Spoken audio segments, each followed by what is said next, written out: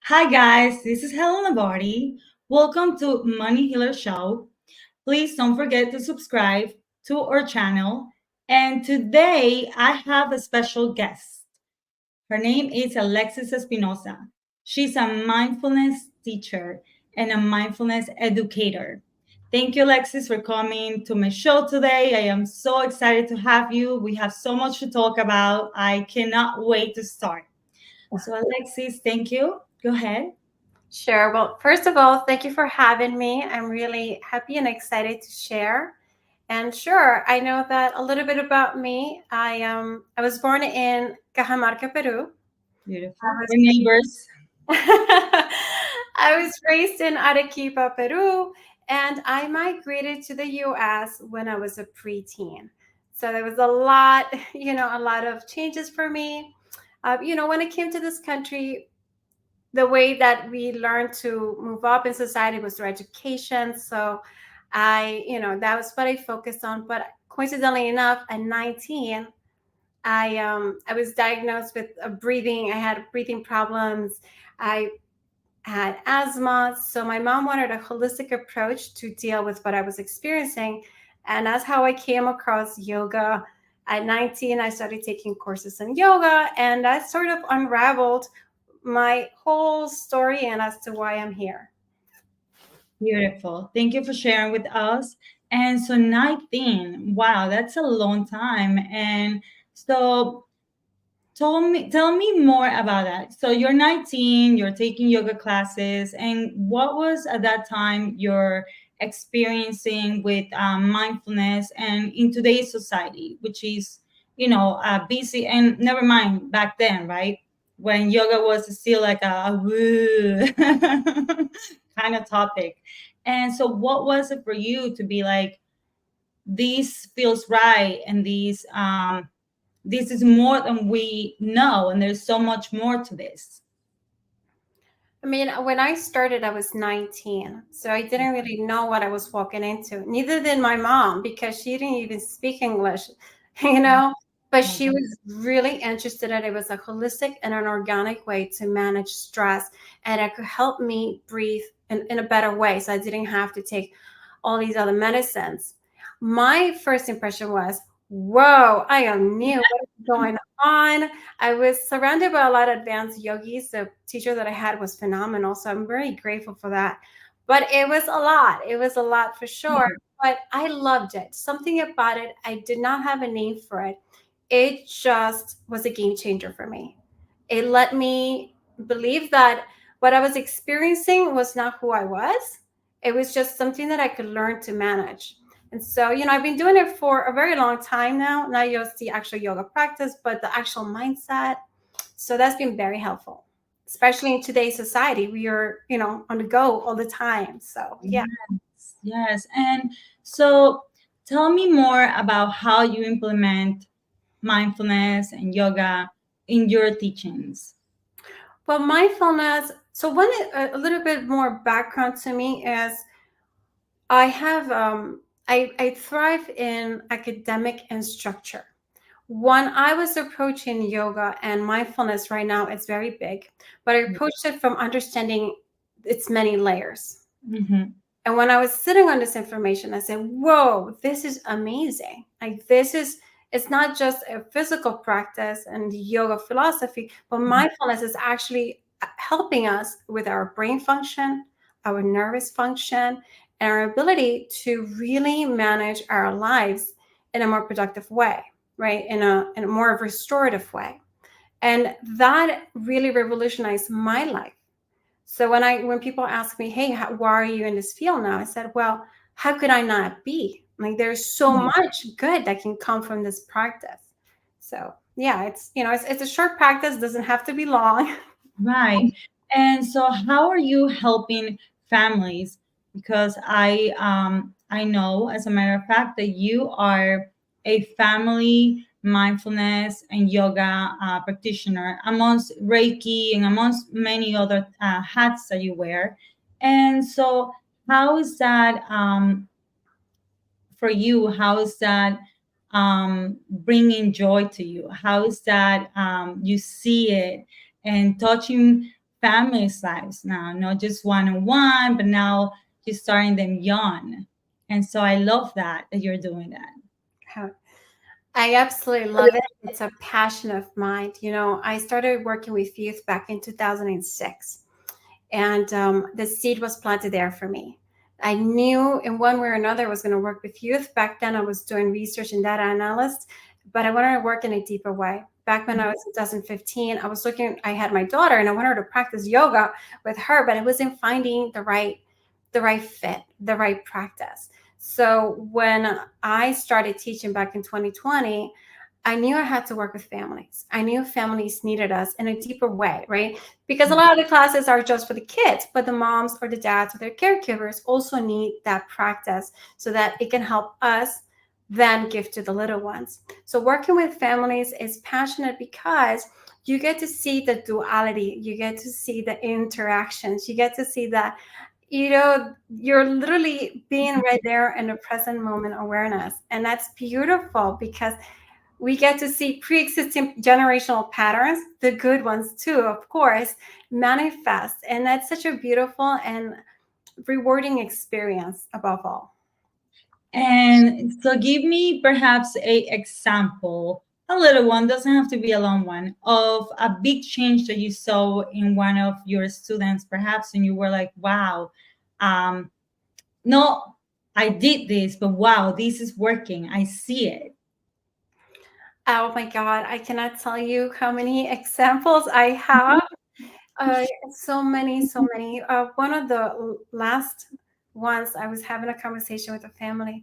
So the child, how learning happens in children, it's what we think they should learn and how they actually learn is two different things. So the kid always showed up to class, but the child had a hard time doing the practice in front of the classroom, which I allowed it to. We have our community yoga rules and all these things. Mm-hmm. Mom kept coming in. She said, I know he doesn't practice here, but he practices at home. And where it matters, he'll sometimes remind me, Mom, let's do this breathing practice, or let's just focus on this. So there was leadership and a confidence attribute that the child was tapping into. And that was not happening in my classroom. That was happening outside, where I felt validated, of course. I know as teachers, our heart goes out and we don't often get that validation. So I have a lot of examples, but that was the last one. I love that one. That's a perfect example. There's no more example than that. And so tell me a little bit more about how can someone that has maybe a busy schedule and that it's always on the go and that hears about all this mindfulness stuff, and it's like, oh my God, if I see these one more time, mindfulness, I'm on the go. How can I even have 5 minutes to breathe? Oh, of course. Someone like that just, because it is a mindset, right? It is a mindset, and it's not going to be once and then you get all the benefits. It's a practice, as you explained. So for those people that are just starting to tap in and have no clue where to start, and we want to help them to get there, to see that little light. And so what can you tell them where to start? Okay. First of all, I hear you.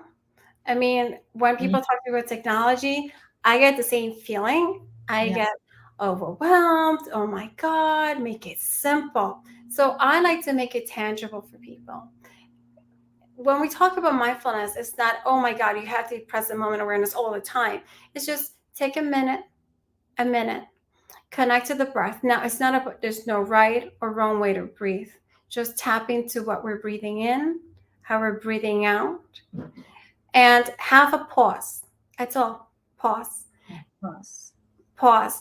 For some of us, it can be a breath work. Some of us could just be a change of scenery. It could be being around nature for a little bit, right? I've heard this personally with some of the families I work. I cannot sit down and meditate with my kids. What are you talking about?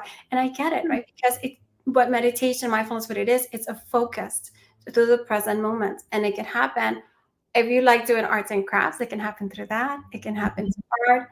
It could happen to something that just brings us to the now, into the focus, present moment. So Moment.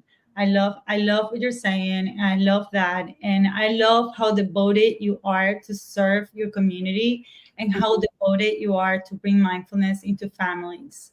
So for that, I truly, truly believe in everything that you're doing. I am fascinated with everything that you have accomplished. And what are your projects in the long, maybe no years from now, but what are your little projects that you have going on? And I don't mean little because they're little, but meaning because they're starting always somewhere, right? You start with a little concept, right? With a concept, and then you develop it into something. So, what is something that right now you are developing so people can know more about what you're doing? I'm developing a mindfulness school for children. Beautiful. So currently I'm actually a homeschooler. So I've been teaching kids and I've been working with kids for a very long time. Mhm. And I want the foundation of such school to be where we are understanding not just what the senses are telling us, but where we can be emotionally intelligent. So that when we create communities, we're leading from a place of compassion, a place of love, not just for our communities, but for ourselves. And I think that could be a game changer for our society, especially where we're headed. I believe in hope, and I think such school can get us there. But I'm also working on other projects more Right. like on a short-term goal, which is providing resources to families, workshops and trainings. But yes, my long-term goal, little, definitely is that school. Okay, so you are working into providing resources for families to have access to mindfulness skills and material as well, right? That's what you.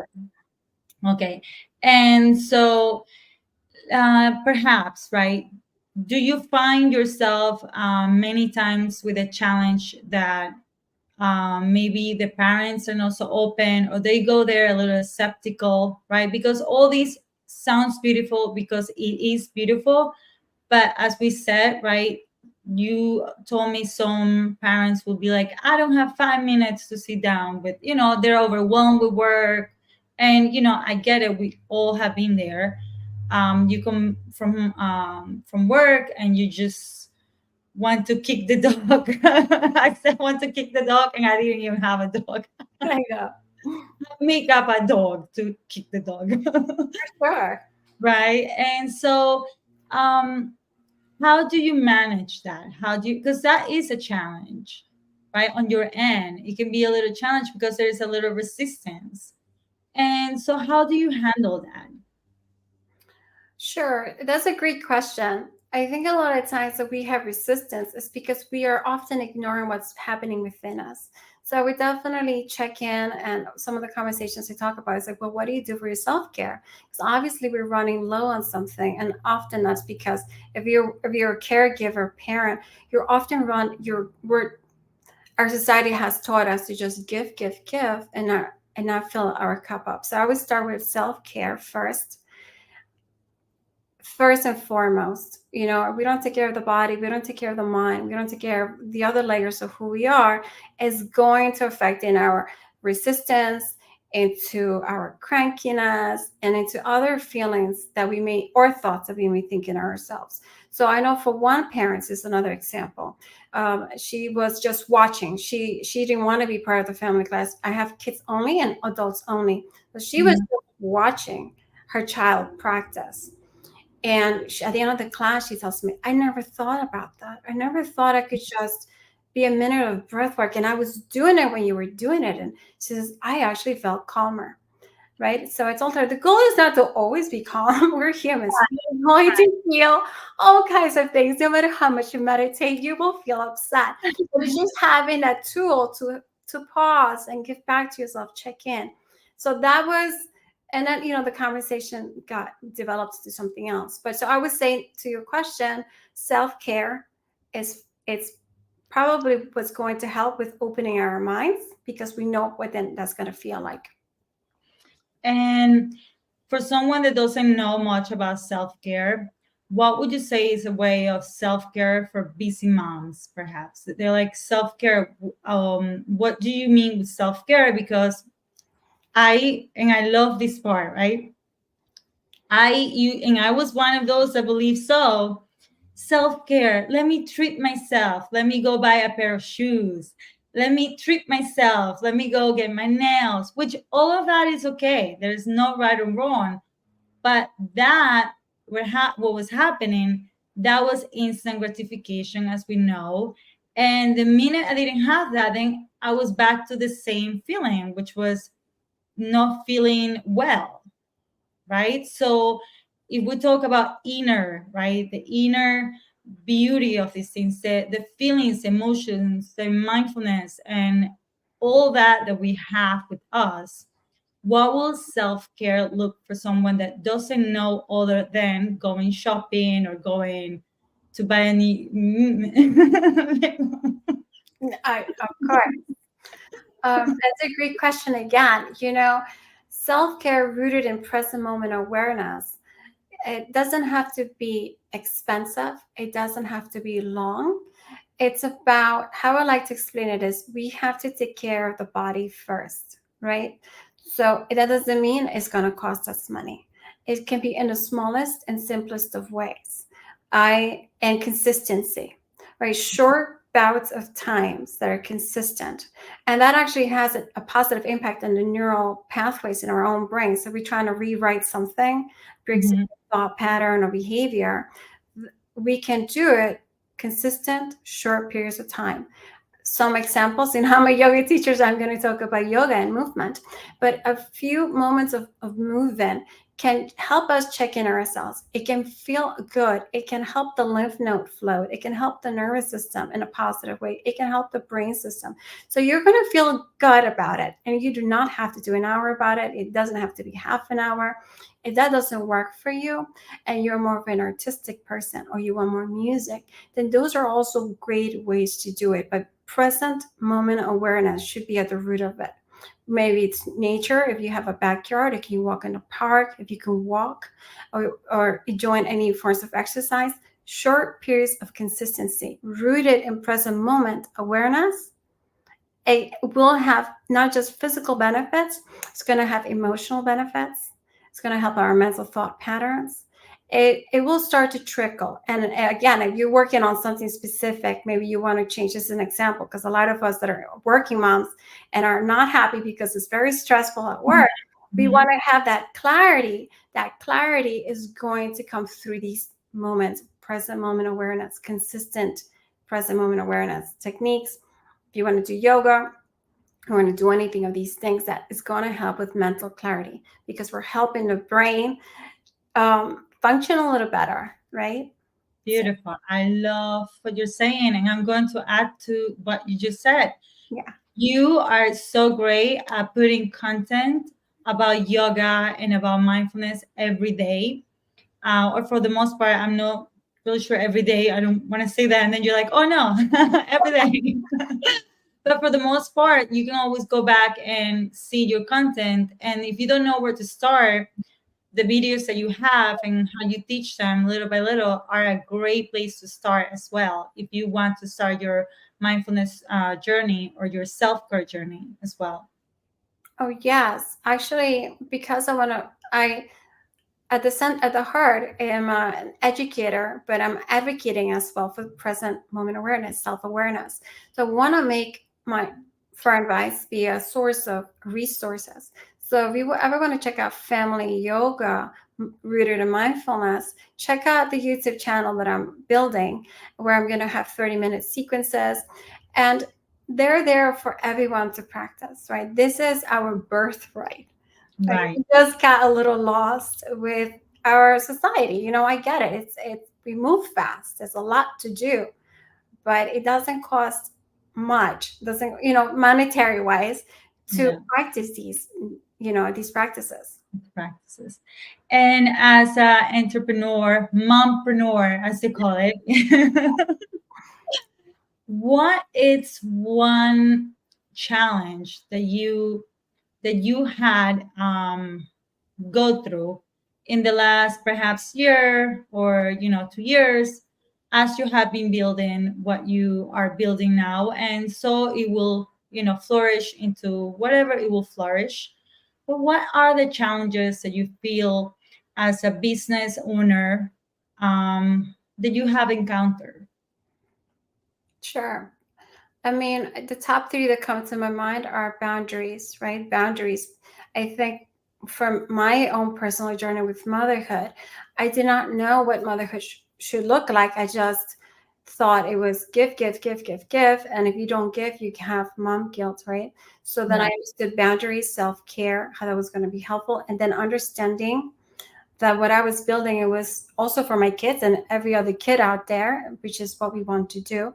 And then the other boundary was understanding that not every day was going to be perfect, and that I needed to let go of the idea of perfect, that I needed to really look for my inner balance, and that inner balance was going to look very different every day, because the person that I am today is not the person I'm going to be tomorrow for a variety of reasons, and I needed to be okay with that. So that was another one. And the last one was, getting my family on board. That was another one that I really needed to do, because there was resistance, not from a bad place, but when you're doing something new and something different, and especially the work I'm doing is pioneer work. It's going to be resistance, right? There's going to be questions from my, whether it be my husband, my family, even my own kids. So I needed to, get those three boundaries, understand inner balance, and three, understand that the resistance didn't come from a bad place, but that I just needed to get them on board. And so, Beautiful. Beautiful. I love everything. I mean, you're sharing so much good information for all the moms and every entrepreneur. And, you wear a lot of hats as a business owner. And then you add the fact that you are the queen, right? And we call it the queen. And obviously you have your king, but you're running an empire. And your empire, it's your home, and then you're running a business, and then you're running a community, and that's a lot. And so how do you fill your cup, right? yeah. Sometimes when I'm doing my content, you'll hear my kids in the background. And how I fill up my cup, I have every day, I have my non-negotiable time. It doesn't, and the kids at first, again, going back to the resistance, my household was like, what do you mean I have no access to you for the next 15 minutes? And I said, you will be okay. So even if they're allowed, even if, whatever's going on, I will close my door and I will do what I need to do. Sometimes it's meditation, sometimes it's yoga, sometimes it's running, sometimes it's journaling, sometimes it's calling a friend, but it's my non-negotiable time. And I set my own fun, loving goals, right? Because I do all those things, but at the end of the route, it's also me that loves to do other things. And so I set reasonable goals, right? Because I can't just, for example, I love running marathons. I can't say, I'm going to go run next month, but I can say, you know what, next year that would be nice. Those are my feel good goals. But I would say I have my non-negotiable time. It took some time, but we're there. Right. And I have talked to many moms. I talked to a lot of moms, and that it's one, and I will say could be a little cultural, and sometimes no. I feel like it's just in general, but a lot of resistance I'll find it with or culture, where it's like, right, you never heard of grandma saying, I need my time. Right. Right? You never heard of such a thing, or, oh, I need to meditate, or whatever, right? And so then you grow up believing that if you have these needs, because these are real needs in today's society, as a business owner, as a businesswoman, as a mom, and with all the demands of today's society, that we do need those non-negotiables. So we need all of those things. And so you as a mom, I'm not a mom yet, and you as a mom saying, no, I do have my non-negotiables. I do have my boundaries. I will find resistance because it is normal. but it doesn't matter. I will reinforce those boundaries that said, I'm doing this for me. So then I can give from a loving place, right? Yeah. And no giving out of, oh, you're annoying me. Right? Absolutely. I mean, the culture component, it's I know for our, I'm coming from a Latino culture, Peruvian culture. It's very, there's that gender component to it. There is that pride, right? Resistance was really big on both sides of my family. Well, now they're proud, but there was some work there, some validation, right? So, for example, maybe an example, right? Let's say my mom wanted to be a fashionista, and she didn't because she became a mom. So now her daughter's doing something that could be validating. So there are these generational patterns that are referred to a lot. Generalization, and I don't want to generalize it, No. but these patterns can get really in our way, and then we can think that that's our belief system, and we can let that keep us from doing things, right? That's I see it often. So I know that I also work with communities that are also challenging those patterns, which is beautiful. Right. But you see that resistance, right? Like I remember saying something like, okay, like you're not happy with this, so then do that, and it will be, but the children, and I don't have children, and I will kind of be, I do have a husband though, which I have to be like, I'm meditating. And he's like, what are you doing? And then I have to have a whole conversation about me wanting to meditate or meditating, and then I'm out of my meditation zone, so perhaps the same. Yeah. Right. So I saw that resistance, that it was always like, well, it's because you don't have children kind of conversation, right? And it was like, okay, I backed down a little bit, right? I kind of like, okay, I can't push that, because true, matter of fact, I don't have children, and I understand that part. But I do know, when I talk to women that are into mindfulness and understand that other part of how important it is to give from a full cup and not an empty cup, because we've all been there, whether it was to your family, to or relationships in general, right?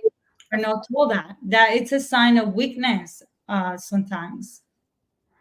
Of course. I don't, I teach adults and children, and the gender component of it, it's whether you have children or you don't have children, especially when you're in certain cultures where there's expectations of us. I think the expectation, and whether you have by or don't, there's still like that expectation that we're supposed to nurture and mother and just give without receiving anything in return. And that's true, right? And I think it's an important point that you're making. And that's why I always say, hey, also adults and children, because we don't understand it, that we've been conditioned, especially as women, to give, right? Just always give. And we shouldn't really question it. And our personal goals, professional goals, there's so much wording and so many things that we say to one another. And oftentimes it's not very supportive, right? It's not very appreciative. It's not very uplifting. So I know there's a lot of work to do, but the fact that we're here and we're having this conversation, so anyone that's listening to it, if this resonates with you, know that you're not alone, and find a supportive group. Yes, that's so important. I have seen that you found a supportive group as well, where other moms, right, like-minded, that are interested in what you're doing. You have your group of running ladies as well, right? Yeah, so I have a group of running ladies. I've been running. Actually, it was interesting because when I've been running since I was a teen. I'm very athletic. But why I loved this running group was because they understood that it wasn't about training to the point where you hurt yourself. It was about training to nourish yourself, showing up so that you feel good about it. And through that body awareness, we could actually also take care of ourselves, right? Sometimes we don't understand it. Like we are out there giving to others because we think we need to give to others. So we may not be understanding. We may be pushing our bodies as well, and we may be ignoring all the signs that our bodies are telling us, hey, that hurts us. You shouldn't push hard. You should actually take care of yourself. And one of those ways could be restoring, right? So, I've been touching many communities. I also touch business communities here in Bayside, Queens, where I am. I also work very closely with the homeschooling community. I'm also providing classes, building there. So I'm a community builder. I like joining communities. That's part of what I do because we need all the support, especially if we're right now resisting certain stereotypes. We need to come together. Yes, I love what you're doing. I love that you're building community. And I'm looking forward to see more of what you are building, that big community. And on my last, perhaps, question, I would say, maybe it's the last, last question. What do you see as a common denominator in these communities that you're building? And as a mom and as a teacher, as an educator, what do you see in common in those communities that you've been part of? Like, what it's a common denominator that you have found to be? I mean, I love this question. Change.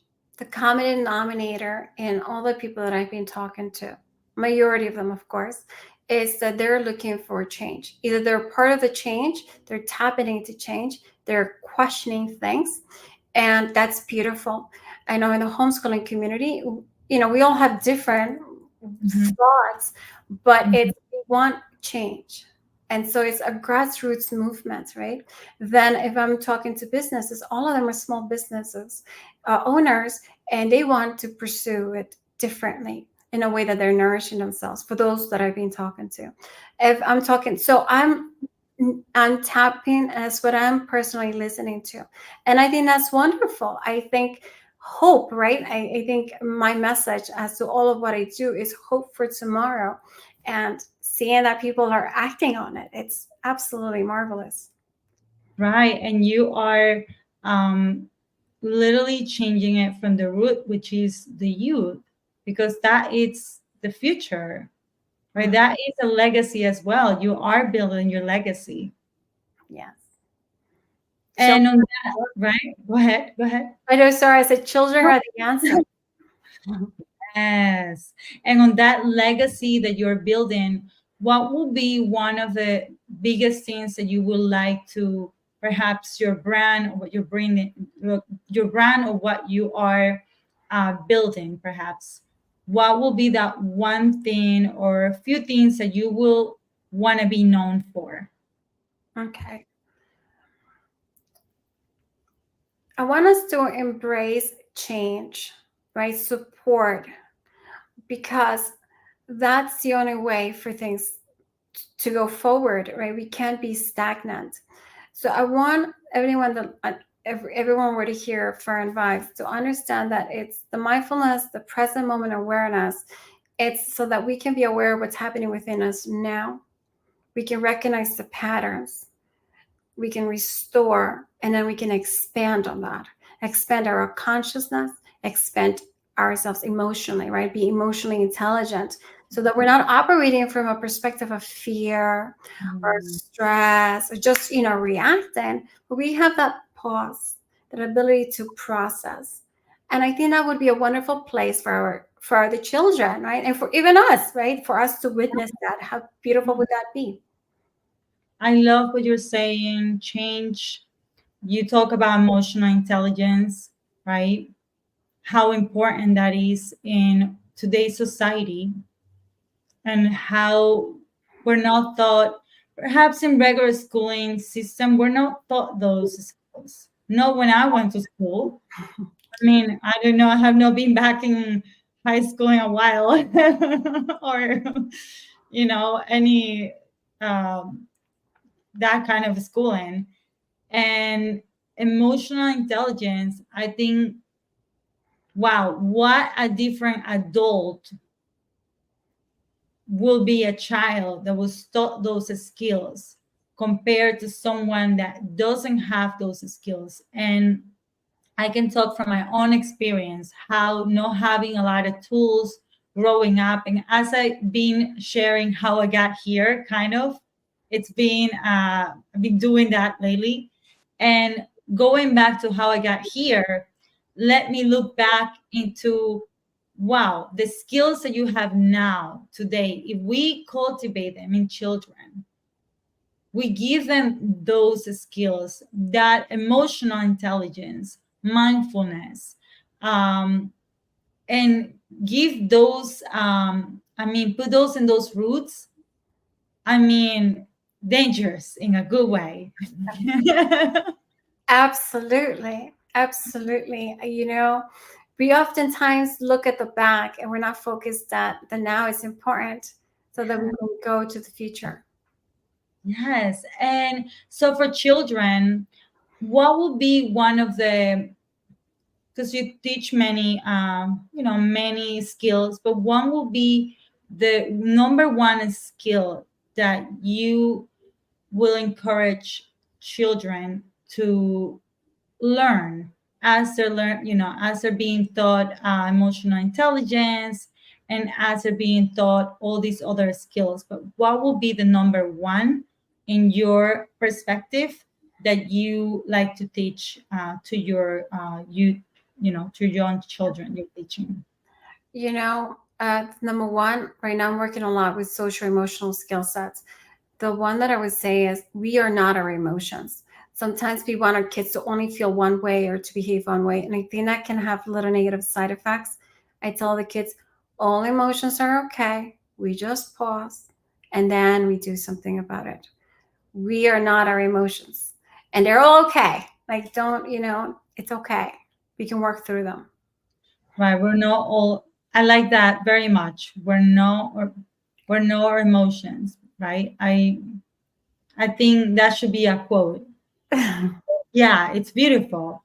And so we have still a couple more minutes. And it goes back to a few questions that I asked you, but I wanted to really ask you this part. And so, in your point of view,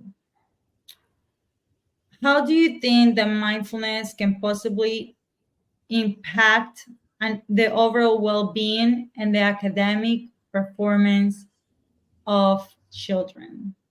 Of course. I mean, that's such an important question. I'm so glad you asked that question because I love that question. So, if the brain system is, let's say we're a scenario, always stressed out, always, upset, and we're not regulating that, our brain system is not going to be able to focus accordingly. We're going to go into the limbic system. So we're just going to be reacting on anger and fear. And eventually that's going to tap into the nervous system. And we're going to go into fight and flight mode. Then our is going to affect our organs, how our heart is going to be functioning. It's going to affect our digestive system. So then what that's doing is just affecting our own. We're not going to be able to learn. We're not going to learn anything. We are in survival mode. And it's not like a right or wrong. Hey, I'm going to choose to be there. It's just the way the body is responding, right? Especially children. Children don't have the vocabulary for that. They're just going to appear as not behaving a certain way. So there's no learning going to happen. None. They're in survival mode. And they don't have the words to say anything about it. And no one to advocate for them. So in our, like some schools, they may be loud, overcrowded. So, it's no right or wrong, but that's just a physiological response. So having a place where there's calmness, focusing on present moment awareness, understanding the kids learn through movement and these other ways, there's a lot of talk about that too. I research a lot of these things. So yes, to answer your question, not much learning is going to happen. I love that. So these skills will help them to learn at ease for the most part, right? Of course, there's always, a hole in the back. Absolutely. I think, it's going to have a lot more positives than anything. And it could definitely help those kids who may need a little bit a different approach, right? It's just thinking outside the box, basically. We're thinking outside the box, and instead of saying, hey, you need to memorize this, we're going to approach it from how can we make this experience a more calmer one, for a lack of a better word, I mean, fascinating, and how important it is what you're doing, because that, I believe, that will give an outlet for, every child learns different, and education has come a long way. But I share this. I didn't have a great experience with my own education through the teaching, structure, right? And every child learns different. It's just, like you say, the way our brain also works. We don't learn the same way, right? I had to teach myself how I learn, actually, as an adult, to make my life easier, because I had no idea, right? And so when you explain that, it is giving the child a different experience. It is actually making it into an experience. If somebody's visual, right? Or if somebody, it's right, like that, it's so important. Yeah. Especially little children, we need more hands-on for them. So getting their hands dirty and getting their feet exposed to the ground, all these things are beneficial for their learning, and for especially because their brain systems and nervous systems are developing. You're not born with everything done set, right? The bones are growing, they're fusing, everything is growing, including the brain. So being mindful of this, and like you're saying, if you're visual, if you're an auditory, or you're a combination of everything, it's just, I'm kinesthetic. I can't stop moving. I got a lot of trouble. I am always on the move. Like, that's how I self-care. So, but everyone is different. Like, my daughter will go towards music, right? I that's not my thing. I just need to be on the go, on the move. So you're right. And how important to acknowledge that as well, right? Because unfortunately, it's not, should be common sense, but it's not, right?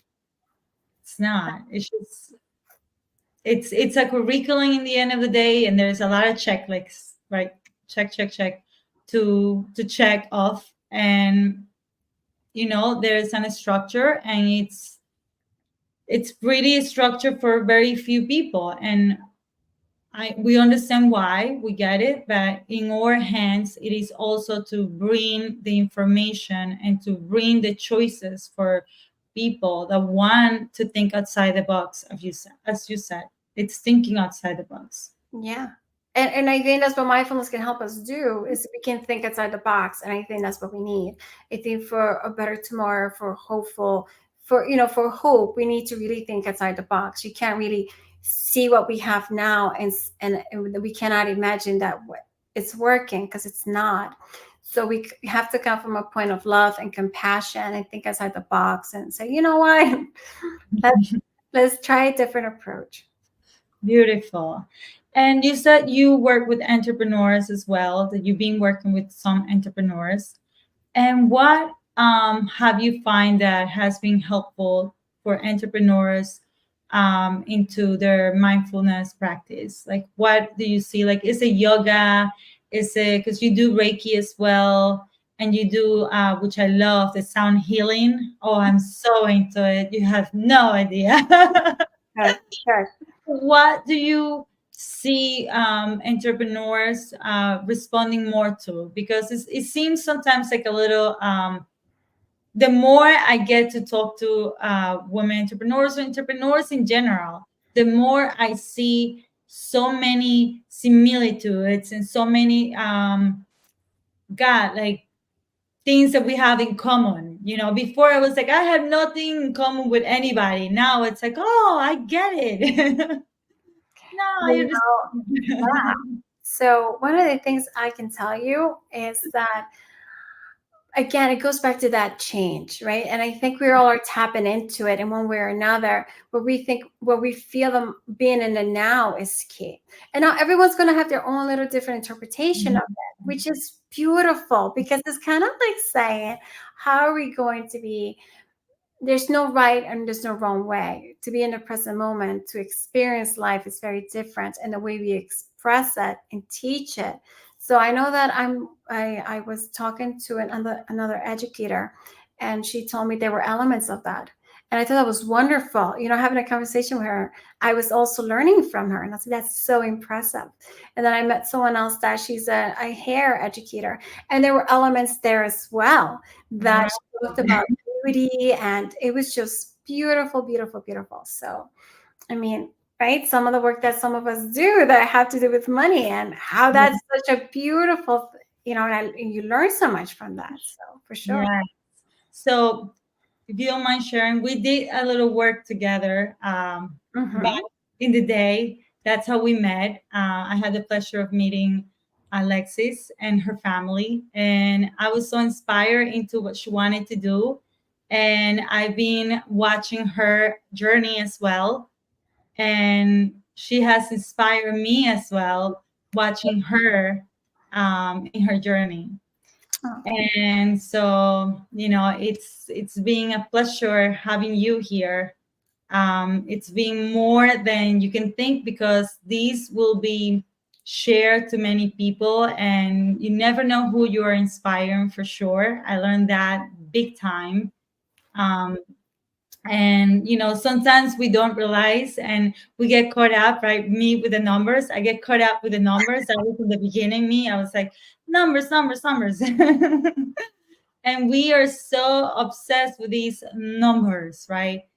And you never know that even if 10, 20, or 30 people watch, and then few people out of those 20, 30, something resonated with them, something make them see things differently, and say, oh wait, I am a mom that feels this burnout, feels stress, and wants to kick the dog when I get from work. As a matter of fact, I'm gonna go buy the dog so I can kick it.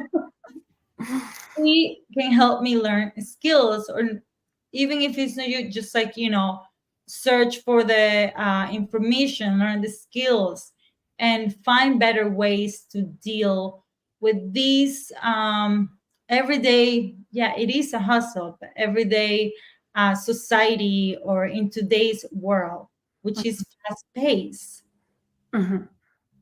So Yeah. no, go ahead. I mean, I've studied. So before I did this work, I was into sociology and social research. So our society is like, it's a living organism that is changing, has changed, and it will continue to change. And we are the root of that change. So I operate from a very hopeful perspective. Just as you're saying, we're living in a very fast-paced environment, but at the same time, we have so many mom entrepreneurs, small businesses. And at the forefront, they're talking mindfulness, or they're talking a variation of it.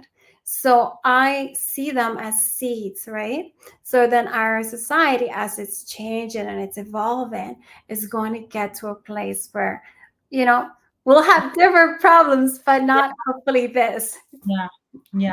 And you know what? You touch upon something so beautiful too, that, I would like to add, actually, and see if you have seen this too. What I find a lot, it's that a lot of women or moms are becoming entrepreneurs into business, that are allowing them to have more flexibility, to be able to be there for their family, to be able to go to the recital, or drop off their kids, or whatever that is. As a mom, they're choosing these careers, or these businesses, on that foundation of being able to be more at home and more present with their children. I've seen that a lot. Yeah. I mean, I'm one of them myself, right? I had to Yeah. figure out what I was going to do. And, we're here to do something and I'll find you, whatever that is. Yeah. But I identify as a mom who does these other things. Like, that's for me personally. I know that's not true for everybody, which is okay. But for my story is, I do what I do, but I am a mom first. And I work my classes, my trainings, my workshops, and I put Mhm. my kiddos there. And, hope is that they'll remember that so that they can understand that to think outside the box, it's an okay thing to do. Right? Right. Right. And that is so beautiful too, because they get involved in it, and you're spending time with them somehow. They still, with mom, and and that they still with you, Mm-hmm. right? And so that's still beautiful. They're, they're one is accounting. No, I'm kidding. Like, he has to compete. He's already telling me, yes, he's adorable. But it's adorable, and it is the beauty of being a mom entrepreneur, right? Because that's what they call it, or just an entrepreneur to make your, because we had, I believe, and I don't want to say something out of misinformation, but I saw that a lot. That before it was kind of choosing businesses or jobs that were, just providing a living or providing financial security, and regardless if you were going to have time with your family, regardless if you were going to be able to be there for your children, it was like one had to be sacrificed, or you're supposed to do it all, and we both know that one's gonna suffer. Yeah. One's gonna have to suffer, and never mind, it's not that have to suffer, it had happened, we've seen it. All those children raising themselves basically by themselves or with a nanny or whatever, right? Mm-hmm. And mom's busy making money. And so the dad, or if you're a single mom. But now seeing that, like, you're one of those moms, that it's like, no, my children, they do come first. And first meaning like after filling your cup as well, right? Of course, right? My cup gets filled. I do the things that I love, that I'm passionate about, and I get to be there for them. And you're right. And I mean, that's part of change. Part of the workforce. A lot of the workforce are women, and most of us are moms. And having to choose is hard. So I'm glad that we are changing that. Yeah, and I love that. So I thank you so much for accepting my invitation today, Alexis. It has been more amazing than I even thought. You have brought so much light to this conversation. You have brought so much richness into this information, like into this conversation, sorry, and all this information that you have brought as well. So thank you so much for joining me. I appreciate you. Oh. And if somebody wants to reach out to you, they can go into your Instagram, right? Which is Firm Vibes. It's firm_vibes. So that's my Instagram. There you're going to have a lot of information. It's an educational purpose page with resources. If you want to directly email, you can. It's alexis@firmvibes.com. So beautiful. Thank you so much. And don't forget to join CafeClub TV. And I see you next week for more beautiful conversations with business owners and everyday business people. This is Helen Lombardi, and this was a Money Healer Show. Bye.